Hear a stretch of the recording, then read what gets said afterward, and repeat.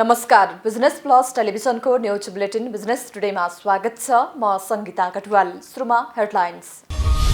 कोरोनाको कारण देखाउँदै नेपाली सेनाले द्रुत मार्गको निर्माण अवधि लम्ब्यायो। 2080 चैतमा काठमाडौँलाई तराईसँग जोड्ने लक्ष्य लागत बढेर 2 खर्ब 13 अर्ब पुग्यो।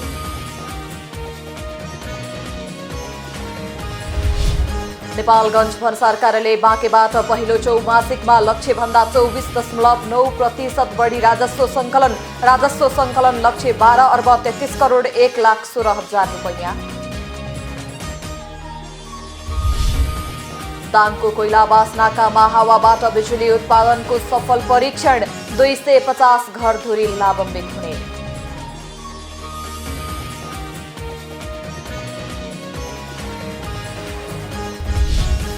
जनताले महसुस गर्ने गरी सरकारले काम गरिरहेको शहरी विकास राज्य मन्त्री रामवीर मानन्धरको दाबी। मुलुक विकासका प्रधानमन्त्री ओली नेतृत्वको सरकार नै आवश्यक रहेको टिप्पणी। र शेयर बजारमा बुलिस ट्रेन्डको शुभारम्भ। साताको अन्तिम कारोबार 1893.25 अङ्कमा। शेयर बजारमा एक दिनमा मात्र सामान्य करेक्सन।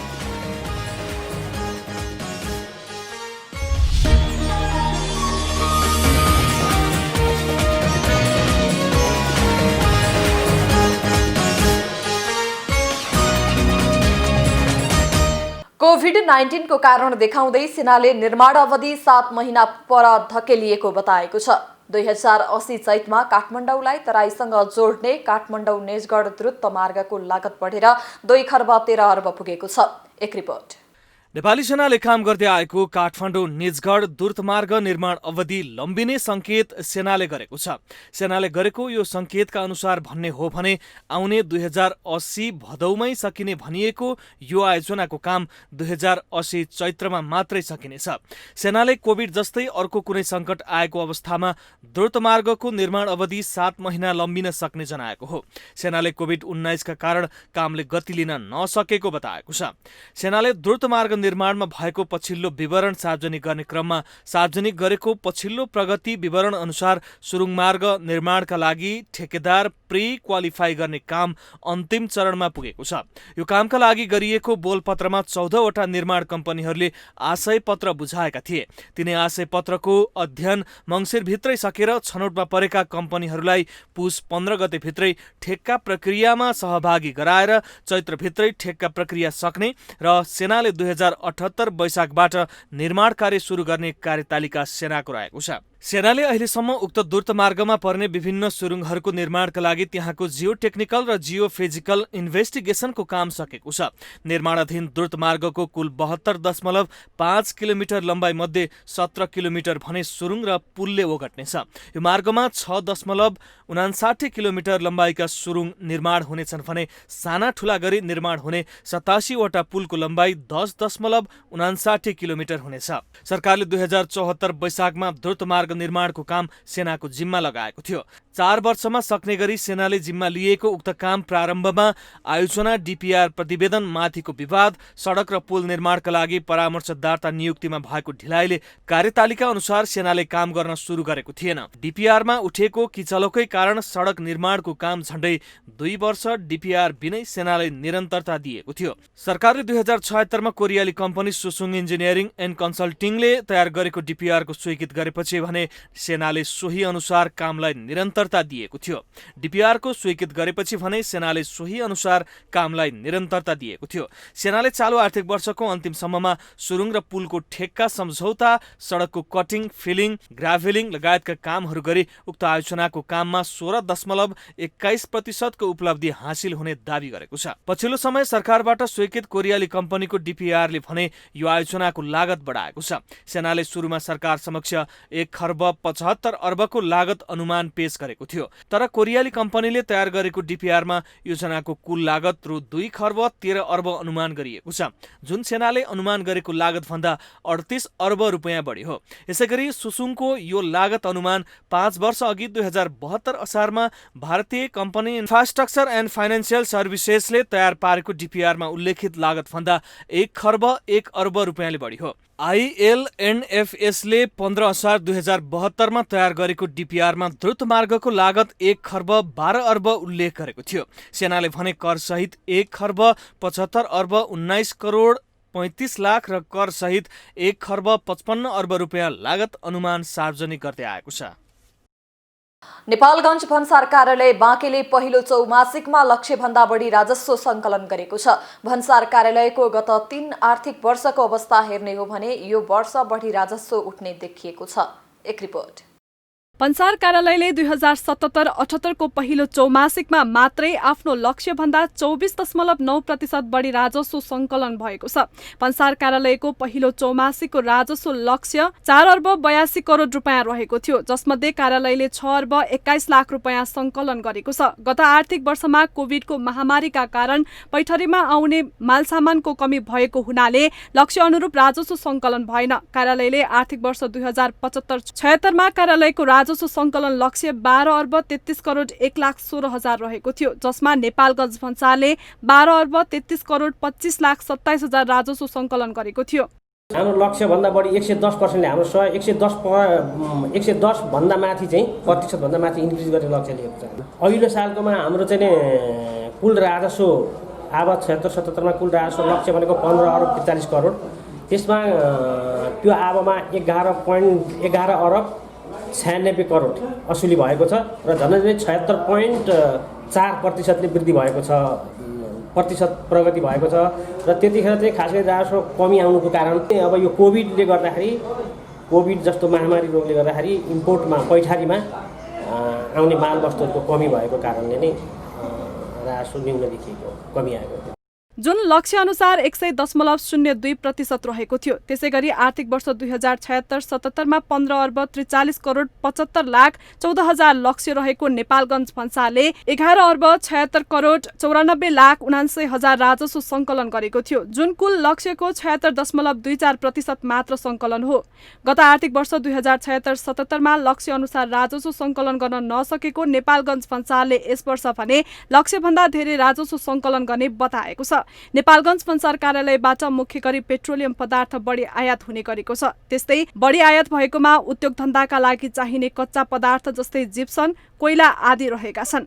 कार्यालयबाट मुख्य वस्तुहरू भनेको हाम्रो पेट्रोलियम पदार्थ, पेट्रोल, डिजेल हैन हरू पर्छन्, पेट्रोलियम पदार्थहरू पर्छन्। दोस्रो स्टेजमा हाम्रो क्लिङ्करहरू पर्छ, इन्डस्ट्रियल र मेटेरियलहरूमा क्लिङ्कर भयो, जिप्सन भयो, कोइला भयो, अनि त्यसपछि खाद्यान्न, त्यसपछि हाम्रो खाद्यान्न, तेस्रोमा खाद्यान्न, त्यसपछि हाम्रो कमर्सियल आइटमहरू जस्तो टाइल भयो, मार्बल भयो हैन, चिनी। पहिलो चौमासिकमा लक्ष्य अनुसार 124.9% राजस्व सङ्कलन गरेको र आर्थिक वर्ष 2077-78 मा कुल 15 अर्ब 18 करोड रुपियाँ राजस्व सङ्कलन लक्ष्य रहेको बताएका छन्, जसमा पहिलो चौमासिकमा नै कुल लक्ष्यको 43.58% राजस्व सङ्कलन गर्न सक्षम रहेको छ। बिजनेस टुडेमा पालो भएको छ ब्रेकको।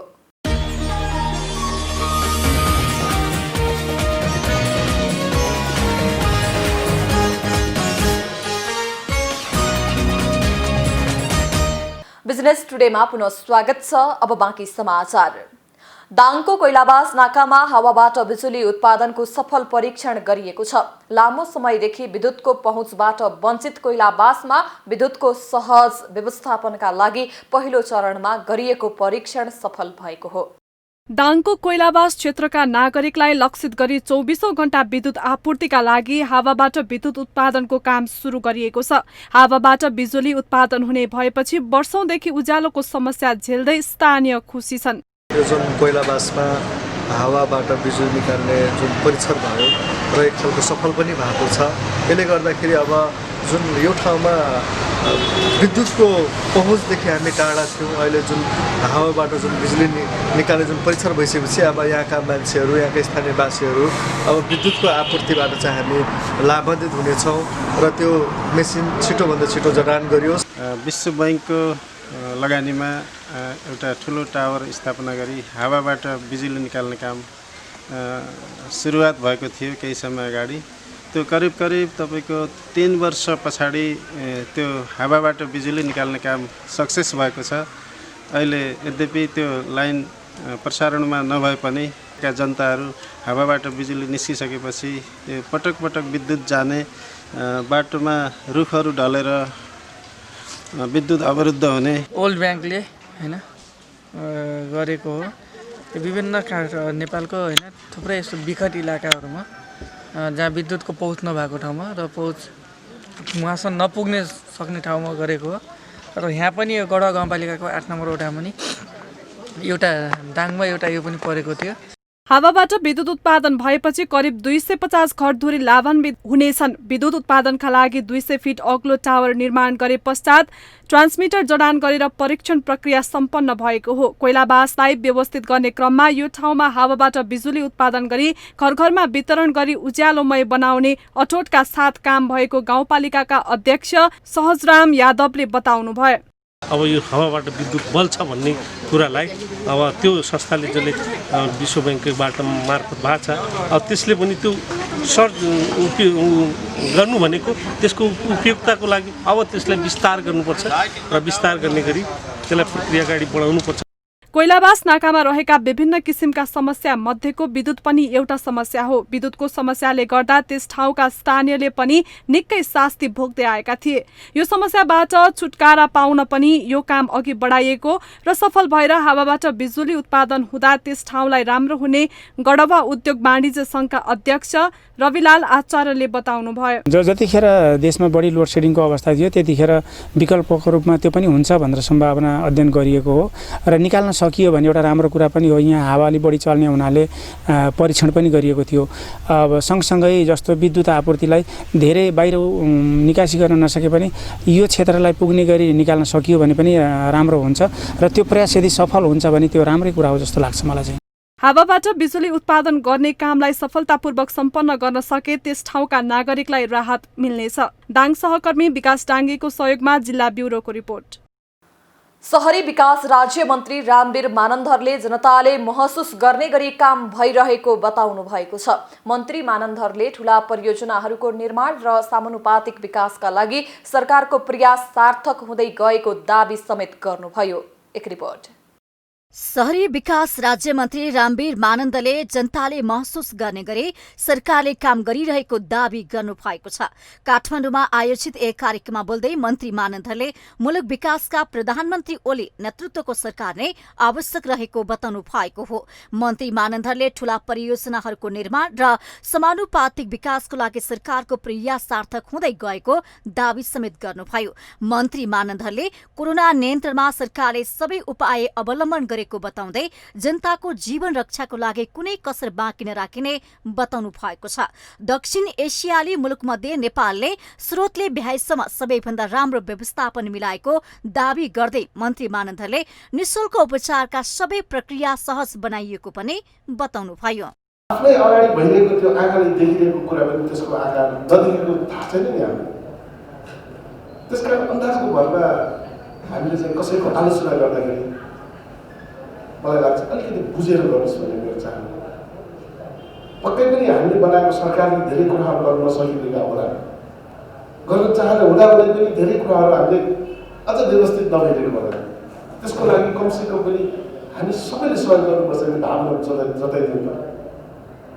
हामी सबै नेपालीहरूको सरकार हो, हाम्रो देश नेपाल हो। यो नेपाल बन्यो भने संविधानसुची नेपाली भयो भने विदेशीहरू चाहिँ रजाइ गर्ने हो। काठमाडौँमा आयोजित कोरोना नियन्त्रणमा सरकार र नागरिक समाजको भूमिका विषयक अन्तर्क्रियामा राज्यमन्त्री मानन्दले 70 वर्षे कालखण्डमा बनेको सबैभन्दा शक्तिशाली सरकार ओली नेतृत्वमा बनेको उल्लेख गर्दै उहाँले ओलीकै नेतृत्वमा जनताको समृद्धिको सपना पूरा हुने पनि बताउनुभयो। उहाँले आगामी 2 वर्षमा चुनावी घोषणा पत्र र जनतासँग गरिएका प्रतिबद्धता अनुसार वर्तमान सरकारले काम गरिरहेको बताउनुभयो। यदि हामी दाजुभाइ मिल्न सकेन भने मलाई लाग्छ यो देश अझ पनि हिजोको जस्तै 8 महिनामा 10 महिनामा 15 महिनामा सरकार फेरि चलाउँछ। कमसेकम 5 वर्ष सरकार एउटै प्रधानमन्त्रीले चलाएको देश के होला भन्ने चाहिँ हाम्रो इच्छा आकांक्षा थियो। त्यसकै आधारमा हामीले मतदान गरेका हौँ।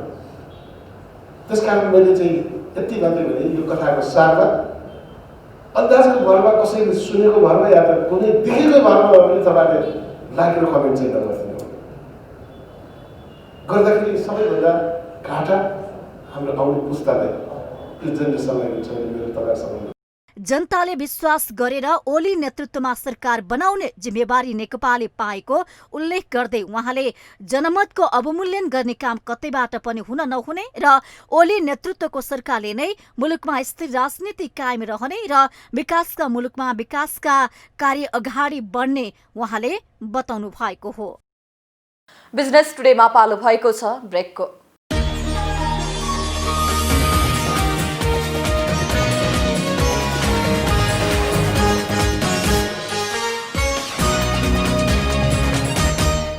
कोरोनाले ठप्प रहेको पर्यटन क्षेत्र बिस्तारै खुल्दै गएको छ। नेपालको प्रमुख पर्यटन गन्तव्यका रूपमा रहेको पोखरामा पनि पर्यटन गतिविधिहरू सञ्चालन हुन थालेका छन्। पर्यटन क्षेत्र खुल्न थालेसँगै दैनिक 600 जना आन्तरिक तथा बाह्य पर्यटक प्याराग्लाइडिङमा रम्न थालेका छन्। एक रिपोर्ट। लामो समयको लकडाउनपछि पोखरामा सबैभन्दा बढी आन्तरिक पर्यटन भित्राउने क्षेत्र प्याराग्लाइडिङ बनेको छ। अहिले पोखराका आकाशमा दैनिक 5 देखि 600 को हाराहारीमा प्याराग्लाइडिङ उडान गर्ने गरेको नेपाल हवाई खेलकुद संस्थाले जनाएको छ। सुस्ताएको पर्यटन व्यवसायलाई उकास्न अहिले 50% छुटको व्यवस्था पनि गरिएको छ। नेपाल हवाई खेलकुद संस्थाका महासचिव बलराम आचार्यले अहिले 50% छुट दिएपछि आन्तरिक पर्यटकको आकर्षण बढ्दो छ। प्रकृतिसँग रमाउनेहरूको लागि राम्रो माहौल सिर्जना भएको र व्यवस्थापन पनि चुस्त रहेको उहाँले बताउनुभयो। सुस्ताएको पर्यटन व्यवसायलाई अलिकति माथि उठाउनका निमित्त खास गरी आन्तरिक पर्यटकहरूलाई बढी जोड दिएर उहाँहरूलाई आकर्षण गर्नका निमित्त पनि हामीले 50% छुट दिएर चाहिँ अफर दिएर आह्वान गऱ्यौँ र त्यस अनुरूप आन्तरिक पर्यटकहरू पोखरा आसपास र पोखरादेखि बाहिरका पनि आन्तरिक नेपाली पर्यटकहरू स्वदेशी पर्यटकहरू चाहिँ आउनुभयो। त्यसले गर्दाखेरि यसको राम्रो एउटा माहौल सिर्जना भएको छ। अहिले एउटा कम्पनीले प्रतिदिन 2 पटक मात्रै उडान भर्ने व्यवस्था गरिएको छ। समय तालिका मिलाएर उडानको अनुमति दिएको उहाँले बताउनुभयो। एकै समयमा सबैलाई उडान अनुमति दिँदा टेकअप ल्यान्डिङको समस्या उत्पन्न भई दुर्घटनाको सम्भावना हुने भएकाले त्यसलाई व्यवस्थित गर्न समय तालिका निर्धारण गरिएको हो। एउटा कम्पनीले दिनमा 2 सेड्युल उडाउन पाउने निर्णयलाई हामीले अलिक व्यवस्थित गर्ने। एकैचोटि जाँदा त्यो 2 सेड्युलभित्र पनि बिहान एकैचोटि 9 बजे जाँदा 9:30 बजे जाँदा टेकअप ल्यान्डिङ र चाहिँ आकाशमा पनि भिडभाड हुँदाखेरि त्यसको दुर्घटनाको पनि त्यत्तिकै सम्भावना र कोभिडको पनि त्यत्तिकै चाहिँ कोभिडका कारणले पनि अलिकति स्वास्थ्यमा पनि जोखिम हुने भएको हुनाले त्यसलाई पनि अलिक व्यवस्थित गर्नुपर्छ भनेर हामीले टाइम सेड्युल दिएर अहिले अलिक थप व्यवस्थित बनाएका छौँ। अहिले पोखरामा नेपाल हवाई खेलकुद संस्थाबाट उडान अनुमति पाएका 338 प्यारा पाइलट छन्। 61 प्याराग्लाइडिङ कम्पनी मध्ये 11 कम्पनीले मात्रै लकडाउनपछि उडान भरिसकेका छन्। कोभिड-19लाई मध्यनजर गर्दै सरकारले लागू गरेको सुरक्षा मापदण्डभित्र रहेर पोखरामा प्याराग्लाइडिङ सञ्चालन भइरहेको छ। यस साता शेयर बजारले कीर्तिमान कायम गरेसँगै नेप्से परिसूचक अल टाइम हाईमा छ। यस साताको 5 दिनको कारोबार मध्ये 1 दिन शेयर बजारमा सामान्य करेक्सन देखिएको थियो भने बाँकी 4 दिन भारी मात्रामा बजार बढेको थियो। एक रिपोर्ट। यस साता शेयर बजारमा कीर्तिमान कायम गरिसके नेप्से परिसूचक अल टाइम हाईमा छ। यस साताको 5 दिनको कारोबार मध्ये 1 दिन शेयर बजारमा सामान्य करेक्सन देखिएको थियो भने बाँकी 4 दिन भारी मात्रामा बजार बढेको थियो। साताको अन्तिम कारोबार दिन 1893.25 अङ्कमा बजार बन्द भएको छ। यस साता 4 दिन बढेको बजारमा 115.13 अङ्कको वृद्धिसँगै बजारले बुलिश ट्रेन्डको शुभारम्भ गरेको छ। यस साता नेप्से परिसूचकसँगै कारोबार रकम पनि नयाँ कीर्तिमानी रचेको छ। यस सातामा मात्र 7,17,81,986 किता शेयरको खरिद बिक्री भएको छ। 5 कारोबार दिनमा 29,85,72,98,000 रुपियाँ भन्दा धेरैको कारोबार भएको छ। नेप्से परिसूचक निरन्तर उकालो लाग्दै गर्दा बजार पुँजीकरण पनि हालसम्मकै उच्च कायम भएको छ। यस साताको अन्तिम कारोबार दिन बजार बन्द हुँदासम्म शेयर बजारको बजार पुँजीकरण 25 खर्ब 37 अर्ब 44 करोड 22,84,740 रुपियाँ 5 पैसा कायम भएको छ। शेयर बजारमा आइतबार करिब 7 अर्बको कारोबार भएको थियो। साताको पहिलो कारोबार दिन आइतबार 201 कम्पनीको 6 अर्ब 90 करोड 67 लाख 28 हजार रुपियाँ बराबरको 1 करोड 60 लाख 34 हजार 717 किता शेयर कारोबार भएको थियो। यो कारोबार 63,570 पटकको व्यापारमा भएको हो। आइतबार पनि कुल कारोबारमा सर्वाधिक हिस्सा नेपाल पुनर्बिमा कम्पनीले नै ओगटेको थियो। उक्त कम्पनीको 57 करोड 91 लाख 19 हजार रुपियाँ बराबरको शेयर कारोबार भएको थियो। बजार बन्द हुँदा आइतबार 4.69 अङ्क बढेर 1782.81 बिन्दुमा अडिएको थियो। त्यस्तै सोमबार भने सामान्य करेक्सन भएको थियो। 2.38 अङ्क घटेर बजार करेक्सन भएको थियो। लगातार बढेको बजार सोमबारबाट भने लगानीकर्ताहरूले नाफा बुक गरेका थिए। आइतबार 4.69 अङ्क बढेर 1782.81 बिन्दुमा बन्द भएको बजार सोमबार 1789.36 बिन्दुदेखि खुल्ला भएको थियो। 1792 बिन्दु पार गरेको सोमबारको बजार बन्द हुँदा 1780.43 बिन्दुमा अडिएको थियो। यो दिन ठूला कम्पनीहरूको कारोबार मापक सेन्सिटिभ इन्डेक्स पनि 0.12 अङ्क घटेर 344.95 बिन्दुमा झरेको थियो। निकै उतार चढावका बीच सोमबार 4 अर्ब 76 करोड 27 लाख 4 हजार रुपियाँ बराबरको शेयर कारोबार भएको छ। सोमबार 179 कम्पनीको 46,240 पटकको व्यापारमा 1 करोड 20 लाख 21 हजार 347 किता शेयर खरिद बिक्री भएको थियो। मंगलबार शेयर बजार पुनः उकालो लागेको थियो। सोमबार 2.38 अङ्क घटेर सामान्य करेक्सन भएको बजार मंगलबार 29.68 अङ्क बढेर 1810.11 बिन्दुमा पुगेको थियो। मंगलबार सेन्सिटिभ इन्डेक्स पनि 4.42 अङ्क बढेर 349.37 बिन्दुमा पुगेको थियो। सोमबारको तुलनामा यस दिन कारोबार रकममा पनि वृद्धि भएको थियो। सोमबार 4 अर्ब 76 करोड 27 लाख 4 हजार रुपियाँ बराबरको शेयर कारोबार भएकोमा मंगलबार यो रकम 5 अर्ब 44 करोड 29 लाख 50 हजार रुपियाँ रहेको छ। 196 वटा कम्पनीको 49,783 पटकको व्यापारमा उक्त रकम बराबरको 1 करोड 17 लाख 48 हजार 520 किता शेयर कारोबार भएको थियो। मंगलबार एनआईसी एसिया बैंकको सर्वाधिक रकमको शेयर कारोबार भएको थियो। बुधबार नेप्चे परिसूचक 64.70 अङ्क बढेर 1874.82 बिन्दुमा पुगेको थियो। यस अवधिमा 198 कम्पनीको 6 अर्ब 81 करोड 77 लाख 74 हजार 994 बराबरको शेयर खरिद बिक्री भएको थियो। कारोबारमा आएका 198 वटा कम्पनीहरूमध्ये 18 वटा कम्पनीको शेयर मूल्य घटेको, 13 वटा कम्पनीको शेयर मूल्य स्थिर रह्यो भने 141 वटा कम्पनीको शेयर मूल्य बढेको थियो। कारोबारमा आएका 12 समूहहरूमध्ये होटल समूह बाहेक बाँकी समूहको परिसूचक बढेको थियो। सबैभन्दा बढी व्यापार समूहको परिसूचक 7.93% बढेको थियो। बिहिबार नेप्से परिसूचक अहिलेसम्मकै उच्च बिन्दु 1926 अङ्कको बिन्दुलाई छोएर फर्किएको थियो। शेयर बजारकै भाषामा भन्दा बिहिबारदेखि बजारमा बुलिश ट्रेन्ड सुरु भएको थियो। बिहिबार शेयर बजार परिसूचक नेप्से 18.43 अङ्कले बढेको थियो। दोहोरो अङ्कले बढेको बजार इतिहासकै उच्च बिन्दु 1893.25 अङ्कको बिन्दुमा बन्द भएको थियो।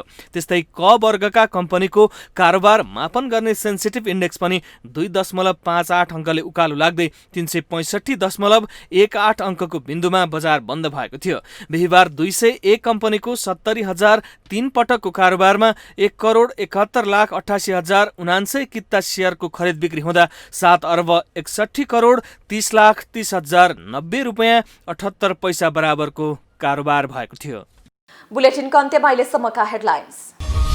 कोरोनाको कारण देखाउँदै नेपाली सेनाले द्रुत मार्गको निर्माण अवधि लम्ब्यायो। 2080 चैतमा काठमाडौँलाई तराईसँग जोड्ने लक्ष्य लागत बढेर 2 खर्ब 13 अर्ब पुग्यो।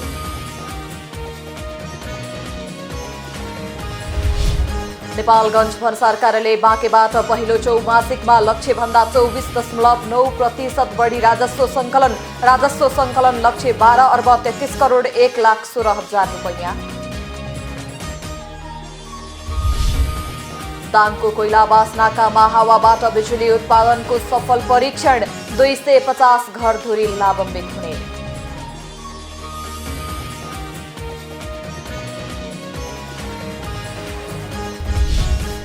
जनताले महसुस गर्ने गरी सरकारले काम गरिरहेको शहरी विकास राज्य मन्त्री रामवीर मानन्धरको दाबी। मुलुक विकासका प्रधानमन्त्री ओली नेतृत्वको सरकार नै आवश्यक रहेको टिप्पणी। र शेयर बजारमा बुलिस ट्रेन्डको शुभारम्भ। साताको अन्तिम कारोबार 1893.25 अङ्कमा। शेयर बजारमा एक दिनमा मात्र सामान्य करेक्सन।